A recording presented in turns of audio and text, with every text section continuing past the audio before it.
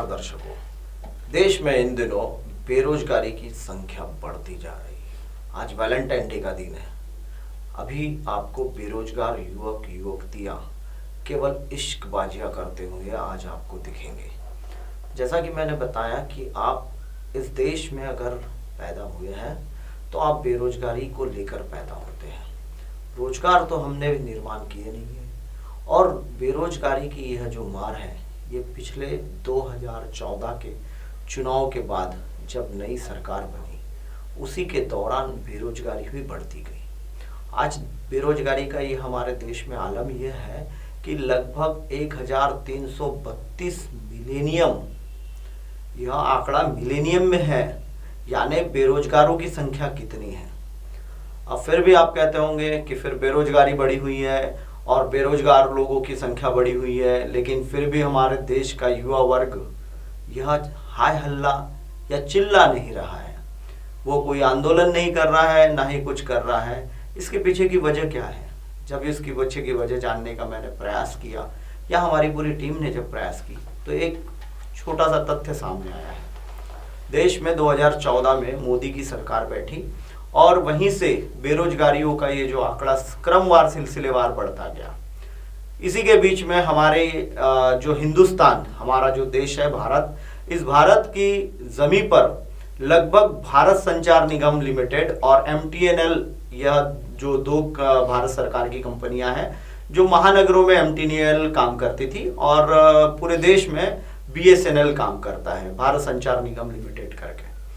अब इस भारत संचार निगम लिमिटेड का पहले केबल से, यानी जो तार वाले टेलीफोन हुआ करते थे, उनसे सारा कम्युनिकेशन होता है। आज भी टेलीफोन की जो सेवा है वो बंद नहीं हुई है देश में। आज भी लैंडलाइन नंबर जो होते हैं, टेलीफोन जो होता है, वो आज भी कहीं कहीं लोगों के यहाँ शुरू है, क्योंकि इंटरनेट भी उसी केबल लाइन से, लीज लाइन से ही लोगों के घर में इंटरनेट भी आता है। दर्शकों, एक बात बता दूं आपको, हमारा विषय जो है वो बेरोजगारी है, लेकिन हम वो बेरोजगारी कैसे बढ़ी है जिसका हमने विश्लेषण किया है वो मैं आपको बता रहा हूं। जैसे कि अभी आप BSNL के बारे में जैसे मैं बताना यहाँ बहुत जरूरी समझता हूं, क्योंकि भारत संचार निगम लिमिटेड यह जो कंपनी, यह पूरे देश में स्पेक्ट्रम की जो लाइसेंस होती है, भारत सरकार जो लाइसेंस देती है, तो इसी BSNL के टावर से सारे मोबाइल सेवा प्रोवाइड करने वाले लोगों के टावर चलते हैं। यानी आज अगर आप जियो का अगर इंटरनेट का अगर टावर देखे या जियो के नेट का या सेलुलर सेवा का अगर टावर देखे तो आपको कहीं भी जियो का टावर नहीं मिलेगा। वो सारे जो टावर्स की जो लाइन है या पूरा जो देश भर में जो जाल बिछा हुआ है, ये पूरे देश भर में जियो जिस पर काम कर रहा है वो BSNL के ही टावर है। तो बताने का तात्पर्य ये था कि जियो जो है, इन्होंने एक इंटरनेट सेवा शुरू की थी जो मात्र 399 रुपए वगैरह की कुछ छोटी सी राशि में 1 GB रोज आपको इंटरनेट का डाटा प्रोवाइड करते हैं और 30 डेज, यह 399 में 84 दिन के आसपास कुछ तो भी यह लोगों ने आप लोगों को कॉलिंग की सेवा दी हुई है। लगभग यह जब आप 84 दिन तक के जब आप 399 रुपए का रिचार्ज कर लेते थे, ये पुराना बता रहा हूँ, अभी तो शायद वो बढ़ गया है, ये 600 रुपए के लगभग कुछ अभी रिचार्ज उसके आते हैं। तो ये मैं आपको शुरुआती दौर बता रहा हूँ। शुरुआत के दौर में इन्होंने एक इंटरनेट सेवा शुरू की। इंटरनेट सेवा में इन्होंने लोगों को फ्री में लगभग 1 GB जो डाटा है वो रोज उन्हें दिया जा रहा था। तो इससे क्या हुआ कि लोग 24 घंटे अपने मोबाइल पर लगे रहे। जैसा कि आप देख रहे हैं, कई युवा वर्ग जो है जो मोबाइल पर लोगों के साथ अपने कम्युनिकेशन जो सोशल मीडिया है इनके साथ जुड़ा हुआ है। ऐसा ही इस देश में दूसरा एक पहलू जब शुरू हुआ, तो जब मोदी जी की सरकार बनी उसी दौरान एक टिकटॉक करके एक वीडियो ऐप एप्लीकेशन है, यह टिकटॉक को इस भारत सरकार ने अनुमति दी अपने भारत में इसको ऐप को सर्वाइवर करने के लिए, इसको चलाने की अनुमति दी। आज लगभग 120 मिलियनियम इसके यूजर्स हैं। आप यह जो संख्या बता रहा हूं ये मैं आपको मिलीनियम में बता रहा हूं, यानी जो संख्या है ये काफी बड़ी मात्रा में है। लगभग टिकटॉक को शुरू हुए महज 16-17 में ही शायद वो शुरू हुआ है। उसके पहले अपने यहाँ जो फेसबुक है, वो फेसबुक तो शायद 2009 से शुरू हुआ है या उसके पहले भी हो सकता है। ठीक ठीक संख्या तो मुझे अभी मेरे स्क्रीन पर दिख नहीं रही है, लेकिन मैं आपको बता रहा हूं कि उसके 264 मिलेनियम, यह इतनी बड़ी संख्या में उसके यूजर्स है, ये भारत में, हिंदुस्तान में। उसके बाद व्हाट्सएप का जो यूजर्स है, व्हाट्सएप एप्लीकेशन जो आप मैसेजिंग, चैटिंग्स या ग्रुप बनाकर जो उस पर आप अपनी जानकारियां शेयर करते हैं, जानकारियों का आदान प्रदान करते हैं, ये व्हाट्सएप के 400 मिलियनियम्स लगभग इस देश में यूजर्स हैं। लगभग अगर तीनों यूजर्स की अगर संख्या को हम अगर एकत्रित करते हैं, एक करते हैं, सभी को अगर हम मिला लेते हैं, जोड़ लेते हैं, तो लगभग यह संख्या लगभग 1000 के आसपास, मिलेनियम के आसपास जाती है। यानी देश में, मैंने आपको पहले बताया है कि देश में हमारे यहाँ बेरोजगारों की संख्या है 1332 मिलियनियम। यानी इसमें से 1000 मिलियनियम जो लोग हैं वो केवल सोशल मीडिया साइट पर, यानी ये मैं आपको जो 3 साइडें बताई है, इन तीनों साइडों पर लगे हुए हैं। देखिए, जो युवा कार्यकर्ता है, जो पॉलिटिक्स से जुड़ा हुआ लोग है, वो केवल फेसबुक और व्हाट्सएप इन दोनों पर अपनी जानकारियां शेयर करते, अपने नेता की जानकारियां शेयर करते। यानी उन्हें जो रिचार्ज उन्होंने किया है मोबाइल में, वो इंटरनेट का इनडायरेक्टली, यानी वो स्वयं के लिए उपयोग नहीं कर रहे हैं, लेकिन वो घुमा फिरा के अपने नेता के लिए इंटरनेट का यूज कर रहे हैं, क्योंकि उनके वॉलपेपर्स, उनकी जानकारियां, उनके फोटोग्राफ्स, उनके किए हुए कामों का बखान, ये सारी चीजें वो इस सोशल मीडिया के 2 ग्रुपों पर वो शेयर करते हैं। अब उसमें से कुछ जो पार्टी से जुड़े नहीं होते और जो कुछ लोग होते हैं, जैसे युवा वर्ग होते हैं, जिनका कोई इन सारी चीज़ों से, भाई हमें कुछ नहीं करना है, हम तो इस देश में, भाई हमने शिक्षा कर ली है, शिक्षा पढ़ ली, हमारा ग्रेजुएशन हो गया है, अब हम क्या करें। तो ऐसे कुछ युवा युवतियाँ जो है वो 120 मिलियनियम इस हिंदुस्तान में यूज कर रहे हैं टिकटॉक को। टिकटॉक पर वो वीडियो बनाते हैं, उसमें उन्हें काफ़ी मजा आता है, और वो टिकटॉक पर जब अपने वीडियो बनाते हैं, जैसा कि आप अभी एक वीडियो देखिए।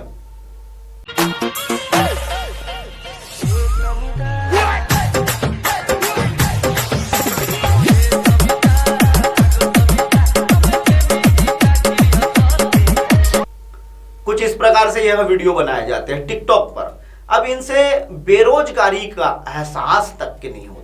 देखिए कैसा होता है कि इन्होंने 200-300 रुपए का रिचार्ज किया हुआ है, जो 84 दिन तक के चलेगा। रोज इन्हें 1 GB डाटा मिलेगा, 1 GB 1.5 GB के लगभग भी कभी कभी आसपास ये डाटा मिल जाता है। तो लगभग अब इनको बेरोजगारी का ये नहीं होता। जैसा कि मैं आपको जैसे शुरुआत में ही बताया मैंने कि BSNL की जो सेवा है उसे पूरी तरह से खत्म कर दिया गया है। BSNL के कर्मचारी जो है वो बेरोजगारी की लाइन में जो कगार होती है उसमें आके खड़े हो गए हैं। और अभी जियो का जो नेटवर्क है वो BSNL के ही टावर से चलता है, क्योंकि जियो के पास कोई टावर नहीं है।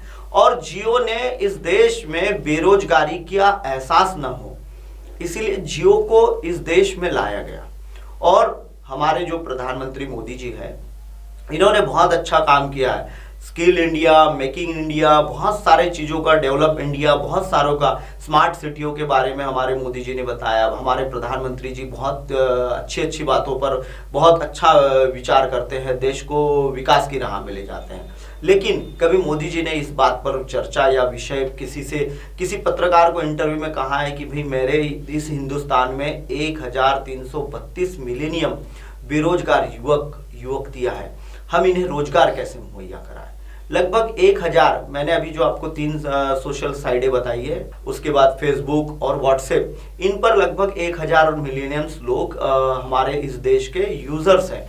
यानी वो इनका यूज कर रहे हैं, इनसे जानकारियां भेज रहे हैं, इनसे जानकारियां ले रहे हैं, कोई उस पर वीडियो बना रहे हैं, कोई कमेंट्स कर रहा है, कोई कुछ कर रहा है। इस तरीके के जो हमारे 1000 मिलियनियम्स जो हिंदुस्तान के बेरोजगार है वो सोशल मीडिया साइट पर लगे हुए हैं। तो कैसे उन्हें फिर बताइए कि कैसे उन्हें पता चलेगा कि हम बेरोजगार हैं, क्योंकि अगर उनके पास रोजगार नहीं है, वो टिकटॉक पर अपना वीडियो बनाते हैं, लोगों के वीडियो देखते हैं, लोग उनके वीडियो देखते हैं। मजे की बात आपको एक बता दूं कि टिकटॉक, यह जो एप्लीकेशंस जो है ये चाइना का एप्लीकेशंस है, चाइना बेस्ड कंपनी है।